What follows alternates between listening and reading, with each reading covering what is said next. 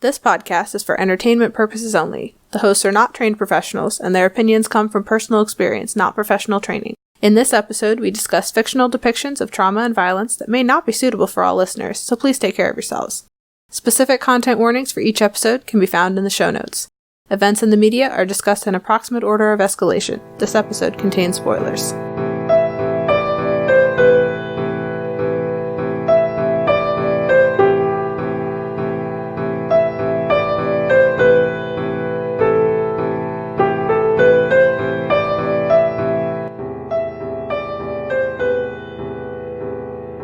This week, we are discussing The Subtle Knife, the second book in the His Dark Materials series by Philip Pullman. In this book, Lyra makes a friend in Will, and as a team, they struggle to piece together the history of their worlds and repair the damage done to them. Hi, I'm Nicole. And I'm Robin, and this is Books That Burn, Book 2 of the His Dark Materials trilogy, The Subtle Knife, by Philip Pullman. So, our factions this book again are Will, Lyra, and Pan. Helpful adults, we have Mary Malone, a guild member, and most of the witches. Antagonists, we have kids of Sagazi, Angelica, Paolo, and Tullio. Those are the children. Then we have Sir Charles Latrom?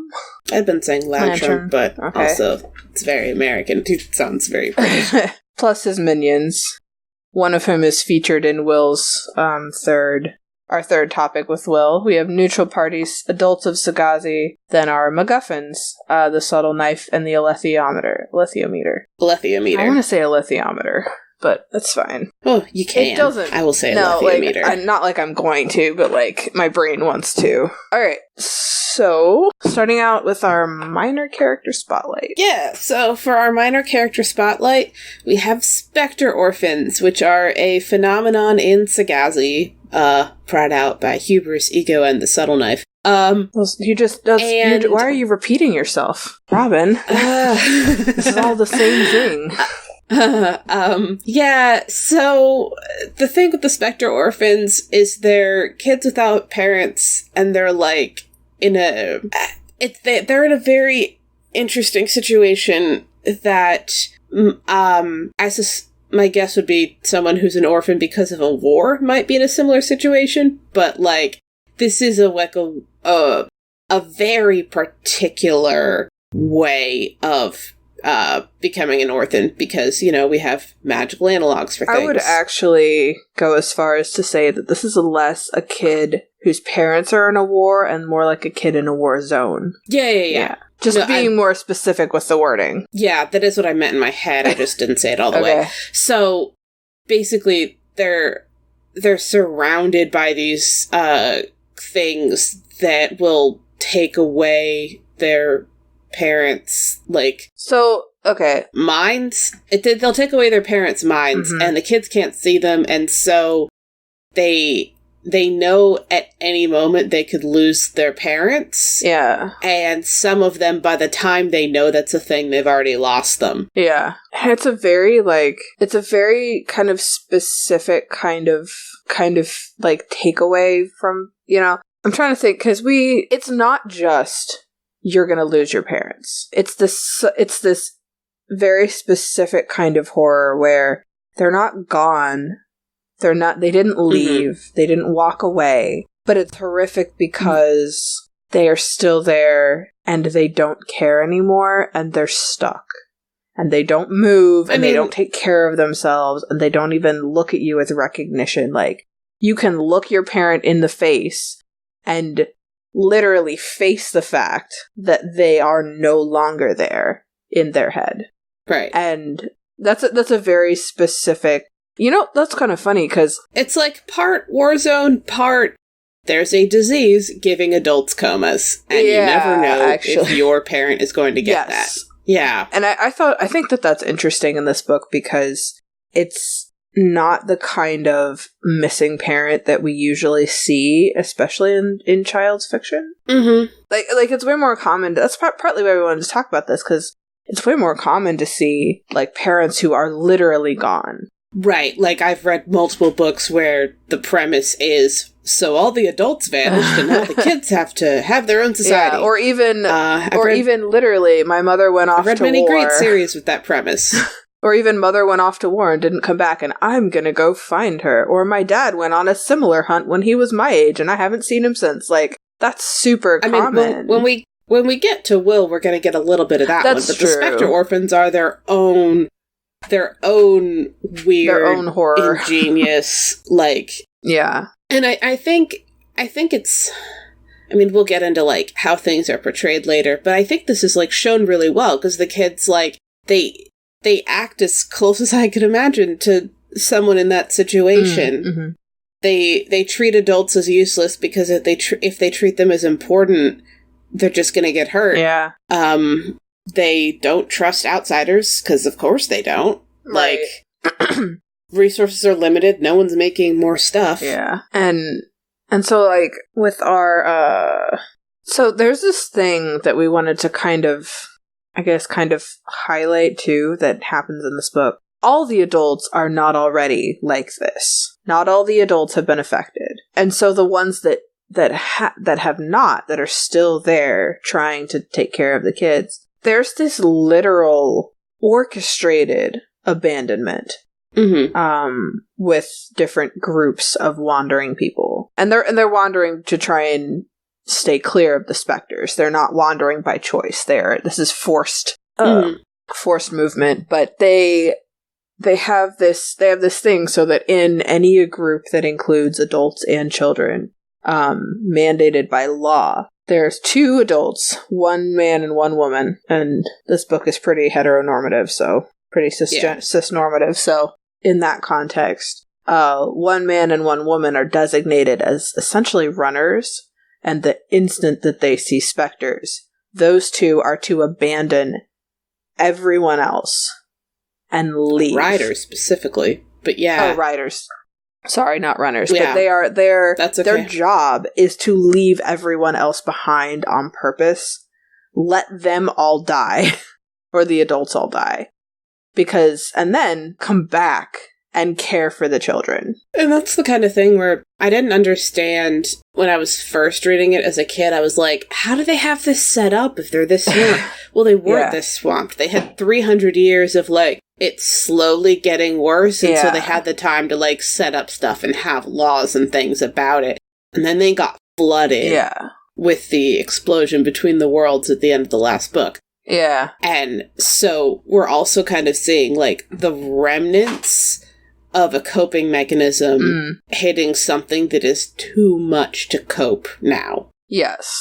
Yeah, they definitely, like, that slow build-up really puts it in context. Mm-hmm. Because you're right, like, it doesn't make a lot of sense if it just happened overnight. But no, this is something that they thought they were handling with. Years. They thought they were handling and dealing with, and then... And so if you only have a couple, then having 2 people on horseback, and then there's, like, 1 specter attacking people when it gets full and leaves. Yeah. It's a very different series. The whole group isn't going to be dead, but you have those 2 people. But it's just too much now. And they've got, like, all this uncertainty, and, like, briefly, I want a moment of sympathy for the adults, because most of them had nothing to do with making the subtle knife or that whole society. And so they're just in danger. Yeah. And they've got people around them whose job it is to live if they die. And that's gotta be really weird and stressful. I mean, and think about the people whose job it is to live. They are intentionally... survivor's guilt. And deliberate, intentional, predetermined survivor's guilt. Right. I mean, it would be unsurprising to me if the people who are designated had survivor's guilt before they were the survivor. And that's just a lot. And especially... And the text doesn't go that far, because it doesn't spend a whole lot of time on the adults, because the adults are irrelevant. These adults are super impermanent, and they're gonna die soon. So why give them book time? No, but I mean, this really is a story for kids about kids. So it's not as bad as we're making it sound in that regard. No. But also, it's...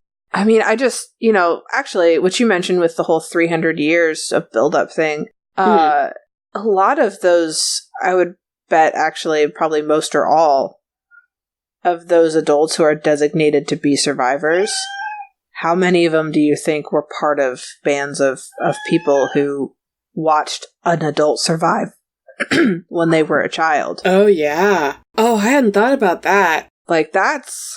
Yeah, because all these people made it to adulthood because there were specters, but there weren't a ton of them. But it still happened. Oh, it was yeah. still part of it. Sure, yeah, so with 300 years, probably a lot of these adults used to be specter orphans. Yeah. Not as many as now, but enough. Well, now it's like, what? Like 99%? Well, I mean, now it's so bad that the specters just hover around someone as they are becoming an adult. Which, for the record, is as they are turning 13. It's like as they enter puberty. So for some, it's as young as, 11, they said in the book? And for some, it's, some survive until they're like 14, 15, and then that's it. And we continue to get little sprinklings of it. Like, it stays relevant. Part of why we spend enough time talking about this is because adults that we have been following for over a book now are going to be in danger from this in this book and the next book. So it's not just like a pointless dive into a bunch of like weird horror stuff. It has a point, it has a purpose. Alright, moving on to Will having to adult while he's still a child. So he's kind of a general caregiver and protector for his mother. Mm-hmm. And he goes to this, like, weird ricochet between being... And when we say, like, he's now, like, 11 or 12. Like, he's not super old. So when he was very little, he completely believed her that all the threats were real, that someone was actually, like, watching her, keeping track of her groceries, had stolen her purse. Then figured out that it's in her head, no one cares what she buys at the grocery store. Yeah. Like, they don't. They're not there. Then, oh no, people are actually after us because someone breaks into the house trying to get his father's notes. And then, once Will learns about specters, there's kind of this, like, fridge horror of she kind of was behaving like someone who was being stalked by a specter. So maybe it's like, yeah, the actual threat that she thought was happening wasn't real, but something was happening to her and she just didn't know what it was or couldn't say it because it's an invisible thing. Yeah. Yeah, there's this very stressful walkthrough of like, my mom is thinks that there's real things after us. And this is something I believe as a child. And then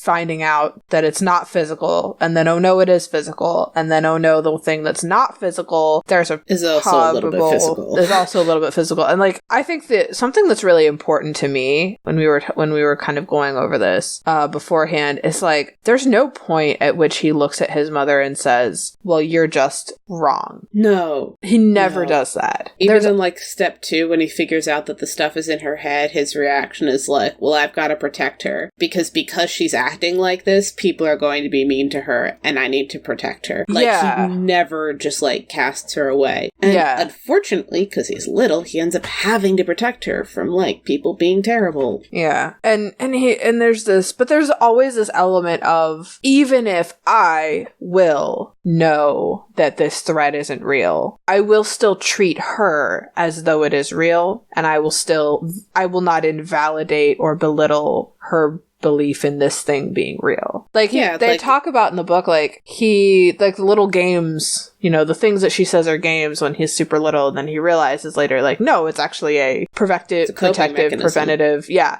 There's a point where he actually mentions that he still plays those grocery games to hide their stuff with her, because even if he knows no one is going to steal their groceries, she still believes it, and he's not going to stress her out by taking away that coping mechanism. And he doesn't use those words for it, but he's still very much validating and trying to alleviate her fear without just telling her she's wrong. Or like helping her touch all the slots in the park benches. Just like trying to help her get home faster. So let's do it together. Mm-hmm. Yeah. it's I don't know. It's very good. Yeah. And then, like, general caregiver, when he figures out that he has to go on his mission, like, he leaves his mom with a neighbor. Oh, yeah. Like, you know, he's the one taking care of her, so he makes sure that someone else is going to take care of her now. Mm-hmm. Yeah, adulting as a child is just the best way to say it, because... he is the caregiver. Yeah. And he's doing his best, but then every once in a while we get, like, an outside perspective of, like, someone else looking at him and knowing about her, kind of having a, oh, you shouldn't have to do this, you're a kid, kind of a reaction. Like, oh no, you're the child. Yeah, which, like, I appreciate, because then it's not, like, you get something that if you would be a reader who's a kid inclined to think, well, I gotta take care of my parents, you have just enough of, like, other people being like, oh, you shouldn't have to be doing that. That's not how this should work. Like, I think you get, like, just the right amount of it, so for it not to cause, like, a dissonance in the text. Yeah. While being, like, a nice counterpoint to say, okay, we know this is weird, and we're trying to figure out what's going on. All right, moving on to, will and manslaughter. That escalated very quickly. And just like how it happens in the book, like, he doesn't have a lot of time to process, and has to keep working through stuff whilst keeping moving. Just keep going. Moves straight from protecting his mom to protecting Lyra. Yeah. There's this whole... So, okay, before we get into, like, details of what physically happened in the book, I just want to kind of highlight that, like, this whole book, he's really kind of... And honest... Wait, when does... Oh, the alethiometer, she gets the reading in this book. It's not in the last one, right? Yeah, she can... Yeah, it's all in this read book. Well, she could read it last book, but... But her reading of him, she didn't, like, get a premonition reading. No. Okay. No, it was she met him and then took a quiet moment to look him up. Okay. So, there's a narrative that kind of gets pushed on Will by other characters, that he is a violent person, that he is a murderous person, that he is and it's a thing that, I mean, we don't get this book going into their adulthood. We don't get a then and now thing. But I don't know. It honestly, it starts in his flashbacks and his memories with protecting his mom from bullies. He had this reputation in school already. And he had people telling him that this was just how he was when he was younger. And again, like, keep in mind, he's like 11. So younger is like less than 10.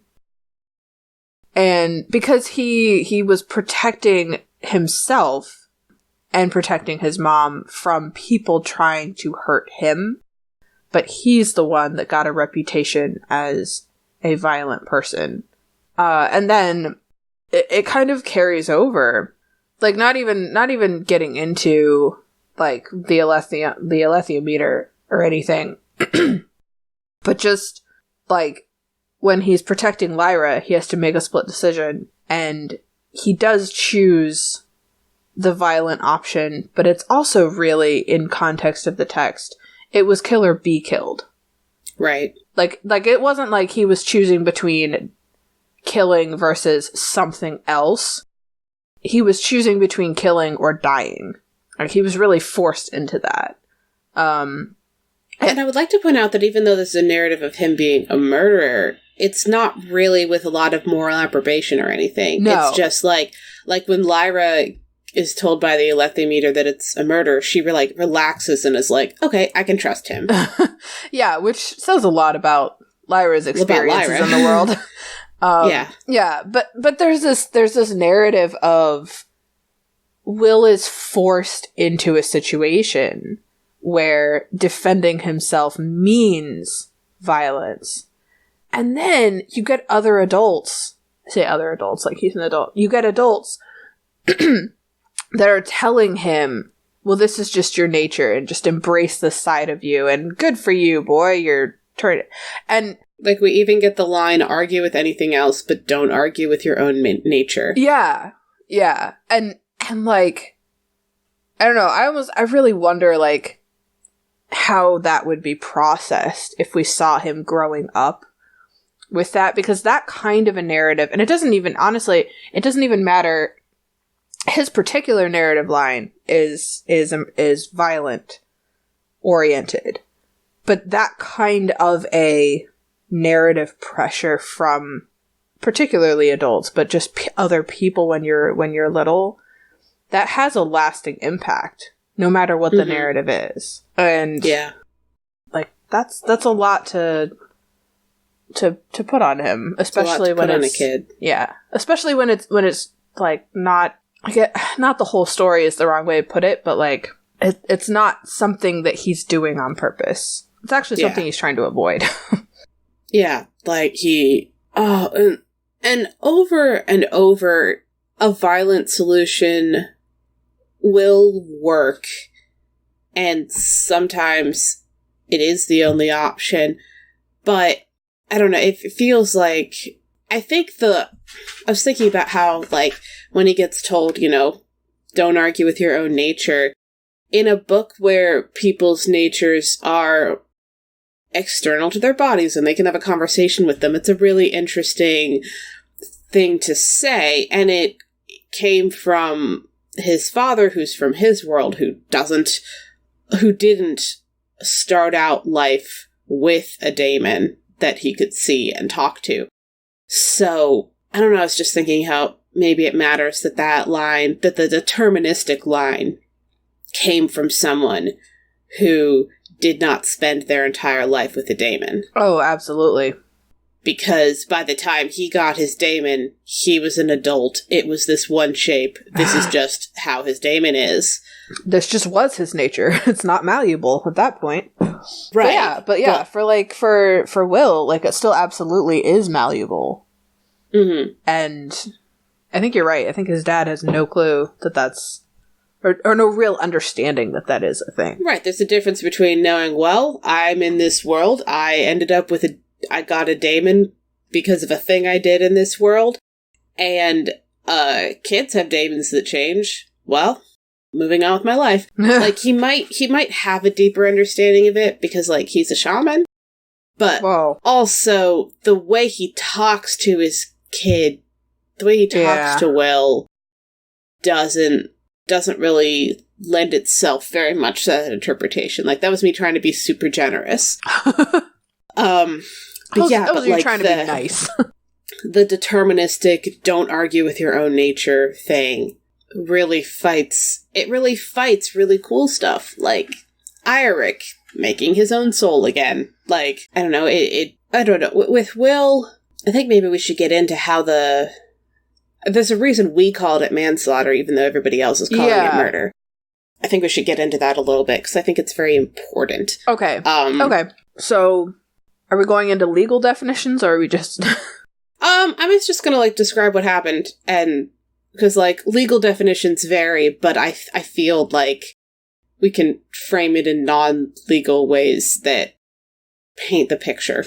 So, so people were in his home, had broken into his home, were searching his stuff, searching his mom's stuff, trying to find these papers from his dad, and is it that he was there, or that he came home? Like, I do not remember, but he ends up there at the same time that they are there. He came, in the book, he came home, went to sleep, woke up, and the door was opening. Yeah. Okay. So he has a physical fight with one of them at the top of the stairs, and pushes this guy backwards, and the person falls down the stairs and dies. Probably broken neck, we don't know specifically, but they fall down the stairs and die. Land funny, quote unquote. Yeah. And he is pretty sure they're dead, but he doesn't really, like, check and confirm. And he gets out of there because he's trying to leave. And so he was defending his home, And so if we went into legal stuff, like, he probably would have been more okay there. But also, he's a kid who just killed somebody, and even though he wasn't trying to kill him, when pretty immediately people are telling him that he is a murderer, well, and, like, he doesn't get to process it really on his own. Well, and also, like, he is a kid who, kind of as we had a little bit mentioned, he is a kid who his first instinct was, I'm going to attack this grown-up. Mm-hmm. He wasn't intending death. Right, but he felt his first like instinct he was not, could do something. Hi, sir, why are you in my house? Please leave. What do you want? His first instinct was, don't let them know I'm here, and hurt them. And again, like, that's something that he has been forced into over and over and over.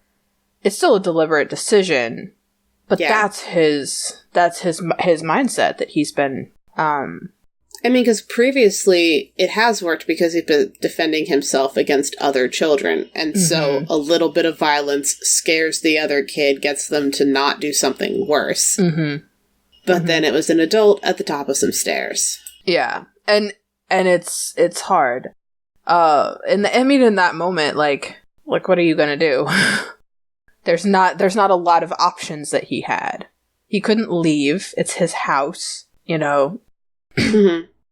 And so he chooses to push the guy. But yeah, and you know, here's something with the alethiometer that I think is, I'm not sure how subtle it is with its communication. Like, I think it is totally possible that... Oh, it said he killed someone and Lyra's like, a murderer. Or even just that the alethiometer communicating with Lyra, there's only one word for killed someone. Yeah, like, it might be a pointless distinction between murder and manslaughter in that regard, where the alethiometer just doesn't know. But then we get to the other adults later who are trying to tell him, no, you are a violent person. And so that's a little bit of a different flavor text, but I think, I don't know. And I wonder also how real the killing part of it is to Lyra. Because she didn't grow up as a sheltered child, but, like, she grew up playing Street Wars, right? With the other kids. And I wonder how much of it is in context of, oh, he would fit in with my group, and how much of it is, oh no, he ended a life. And, because she's still a kid too. And I wonder, like, if we really sat down and had the chance to ask the author, I wonder how much of that is just Lyra doesn't really understand what happened, and also the alethiometer doesn't really have subtleties. So Lyra feels better, and Will is fine, because nobody else really has context when they kind of talk about his actions. And so, you know, it works out, but, you know, I wonder if Lyra would have had the same reaction if the alethiometer gave more details, I guess, or if she had more of a context for death. I don't know. And I don't know that she doesn't. I just know that the text doesn't hand us more. Yeah. All right, on to the wrap-up for our gratuity rating for the Spectre Orphans. Moderate, maybe severe. We got a bunch of backstory, got a bunch of off-screen, but what we do see... Well, okay, so we're talking about it the way the text describes it, not our own understanding of it. Yeah. If we pull it out of context and just talk about it, it's severe. The way the text depicts it... Moderate, yeah. Does that still hold true if we include what happened to Tulia with Inspector Orphans? No, but we also didn't do that. Okay, alright. That is a different setup, but it's okay. Yeah. So Will having to be an adult while he's a kid. Honestly, I feel like this is one of those that is... It's mostly bad the more you think about it, so the actual depiction is pretty mild. The depiction itself, I agree. I think the depiction itself is incredibly mild. Like, it's framed as just this... This is what's happening. It's just this thing that's just going on, and of course he is. And honestly, in context of books that are about child protagonists, and the whole point of the story is that they're still children. It's not just that they're young. They are children for plot reasons. Right. I think that it doesn't even read as being an abnormal thing, because Will is, of course, the child, so of course he's the one making decisions. Right. And I think that even lends itself to even more it's just there, it's just part of the story, and it's mild. Mm-hmm. And then our final topic of manslaughter. I think that I think range this is moderate. Moderate, because the actual wording is not super graphic. It's not super detailed. It's just kind of matter of fact. fair. Yeah. The aftermath to the trauma has some more very direct words, but it's not. But even then, moderate. It's mostly moderate because of what happened. It's not said graphically or anything. Then, all right, were the Spectre orphans integral to the plot? Oh, yes. Absolutely. The plot, yeah. You couldn't really have the Spectres have the weight that they do without there being Spectre orphans. I mean, and that's all I'm going to say there. Yeah, and if you tried to insert, change, edit them with something else, you could do it. It'd be a different book. Yeah, because they're so important. I might read that book, but it would be a different book. I'm not saying I wouldn't like it, but... Will, having to be an adult, it's integral to the plot. It's the whole reason he's free to just jump into another world with no concern. Right, if he were straight up... It is the setup. Yeah, if he were straight up an orphan, I think he would be less able to jump out, because then he'd be, in an orphanage or something. Right. He'd have anybody watching what he's doing. Yeah. Yeah. And then the same with the manslaughter incident. That is integral. And we're talking about a lot of incidents in that, and they're all kind of key plot points. It's not just integral; they are plot. Yeah. All right. Was the trauma treated with care in voice, language, and phrasing? For the orphans, I feel like it's... Yes, I'm going to go ahead and say enough care with the orphans, because I feel like part of the point to, slowly build the horror is to slowly, strip away some of the language and softening of it. Yeah, that's fair. So it slowly gets harsher, and then it's going to get harsher in the next book, but I think it's enough. And especially when it's a magical analog for a thing, that gives some leeway. Will, adulting as a child. It is. It's treated with care. Yeah. It's treated with so much care that we've listed it as mild. In the text, the author has pulled it down so much. And then manslaughter. Yeah. I think it was treated with care, because, when those are there are other depictions of violence in these books, but these are some of the more visceral depictions of violence in the books, and they're not super visceral. Mm-mm. They're some of the more direct depictions, but they're not visceral. Yes, they're some of the most direct and straightforward, blow by blow, here's what's happening. Yeah. But it still feels very almost gory, sanitized, not super visceral. Back. Yeah. Yeah. Yeah. Just enough distance. Interestingly, okay, I'll talk about this with point of view, because I just had a thought. Okay.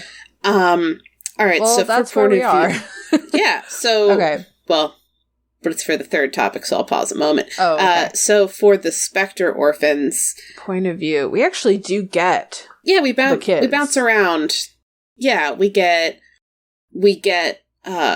told what it's like by some of the kids. We get told what it's like by some of the adults. And then we also have just Will and Lyra's own observations, and I think we get a good balance of things. Yeah. I think we mostly bounces around a little bit, but not too much. For the aftermath, I think we mostly just get Lyra. Mm-hmm. We get a lot of Lyra noticing it from a distance after it's been brought to her attention and she's been informed on it. We get a lot of Lyra kind of going, "Oh, that thing again. Oh no." Right. We're gonna get that. Yeah. Will adulting as a child. Do we just as I mentioned previously, we occasionally get other adults looking at the situation and going, "Oh, that shouldn't be a thing. That shouldn't be happening." That's true. And so I think bouncing out to those is really useful, because otherwise you'd get wrapped up in, "Yep, this is just what he's doing, and should be how it is." Because he's a kid, so he doesn't see there as being any other option. But then we get some adults looking at it and going, "Oh no. No, no, no, no, no." Did you have any more thoughts on that? I mean, I think not really. I just kind of agree, because there really is just a lot of like Will depicting what happens and then other people reacting like, "Oh no." But like there isn't really a lot of communication about it. It's more just observation. And so I think right. I think like that's it. That's all that really happens there. Like, we get the neighbor's internal monologue. Yeah, but that's we don't like have, they don't have a most conversation. direct thing. Right. Yeah. No one says to Will, "Hey, this is messed up." They just kind of think in their head, "Oh, it's kind of messed up." Yeah. Right. Dang it, what was my really good thought? Oh no. Oh no. It was point of view on the manslaughter. Dang it. Should have said it. You could have moved it. Okay, let's start talking about. So with the point of view. Point of view for his violence, quote unquote. I mean, I know what it is. Oh, okay. Yeah, so we're talking about bouncing a little bit into treating it with care. Because the things happen so fast, almost the best way to not have it be extremely visceral was to use Will's perspective in those moments. Yes. Because it happened so quickly, and it happened from his point of view, where it's like, move, move, move, it's over. But if you were an observer, not having to make all the split-second decisions, then you would get more of, like, a visceral effect from it. Oh, yeah, like if you're watching it happen. Yeah. Yeah. Like, in the fight for the knife. Like, that's... Yes. There's some stuff that would be that could have been way more viscerally described, and was not. Yeah. And, so... But yeah, I think that by being in the head of the person reacting violently, in a weird way, it made it less visceral. Which is not how that usually works in books, but it's done very well. I guess maybe. I guess in books it's not. I mean, but honestly, I think it depends on what books you read, because a lot of the books I read, that's exactly... it's one way or the other. It's either that putting it in that person's head makes it feel more like split-second, last-minute reactions, because it is, or you realize how calculated and precise it was. Right. Actually, I don't know if this series is too long. I bet it is. I bet it's too long for us to do this. But no. I think there's a couple of these series that I have on our list.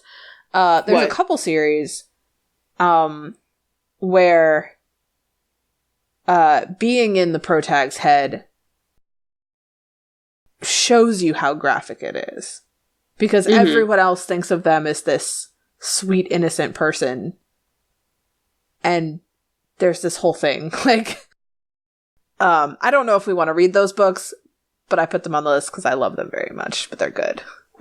Yeah. But yeah, in Will's case, it highlights how much he's not intending to do that much damage. And is just trying to get away. Yeah. Okay. Moving on? Yep. Moving on to the aspiring writer tip. Aspiring writer tip. Do you have one? Here's something that I think is nice about this book, or happens in this book in a way that is just kind of a really good balance. Mm-hmm. A lot of books in multi-part series, especially the middle books, they suffer. They suffer a lot. They're either 110% just laying hooks for whatever comes next, or they're so self-contained they almost feel irrelevant. Mm-hmm. And this particular book has its own full, complete story, but you need to read the third one because it's not over. Right, and you need to have read the first one, otherwise, yes. Who's Lyra? Why is this happening? Yeah, exactly. Okay. And I think that this is book of having enough plot threads. Having enough plot threads, an entire story within this book. Right, but also not being afraid to close plot threads in a middle book. Mm-hmm. That's something that, like, actually, I don't think any of the series that we've read so far has been guilty of this, but I've read a lot of books where you get book one, which is really good, nice start, nice intro, everything kind of makes sense. Book two is just like, this will happen soon, this other thing will happen soon, this will happen eventually, stay tuned. Mm-hmm. And then you get to book three, and chapter one is just thread close, plot. And then the story continues. Right, and then the story continues. Like they close a bunch of stuff from book two in like just chapter one of book three. And that's the kind of book where it makes you almost feel like, well, I could have just gotten a summary of what I missed by skipping book two, and it's not as fun to read. That's like if a TV show has a cliffhanger at the end of the season because they're just like trying to make sure they have the next season, and then they resolve the danger immediately. Then they resolve the danger in the opening shot, and you're like, well, okay, fine. Glad I waited a year. right. Glad we had to wait for that. Cool. Mm-hmm. And this book doesn't do that. There are threads that were threads in book one that actually close in book two. But not in chapter one, like in throughout the story. They lay the threads for book three very, very cleanly. But book two also has a full, complete arc. Yeah. And also the hook for book three, I think happens in like the last chapter or two. Right. It's not a hook that's been building from chapter 3 and we just don't know yet. Like, no, it's legitimately, here's the next part, stay tuned, but it's a positive thing. And with that particular hook, the groundwork was laid in book 1 for why we care. But the actual plot bits didn't start rolling. Yeah. That's what I meant, is like, plot-wise, it's not like, it's sorry. The inciting incident comes after some build-up and a lot of backstory spread out over enough time. Instead of the inciting incident and then a whole bunch of filler stuff. Yeah. Yeah. So yeah. Aim for that with your middle books, I guess, is the takeaway there. Can you hear my cat? Only a little bit. Favorite non-traumatic thing. What?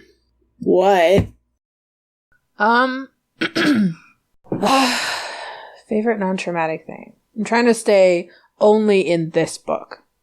Yeah, that's the hard part. Yeah. There's so much stuff that, like, rolls over. as we were just talking about. My cat is really, really trying to, like, weigh in and tell us how she feels about this book. She's attempting this very hard. Lee Scoresby. That's what it is. Okay. We get a little bit of Lee in the first book, but just Lee Scoresby and Hester, we get so much of their dynamic. Oh, yeah. And he's not in book 3, so, this is when to talk about him. I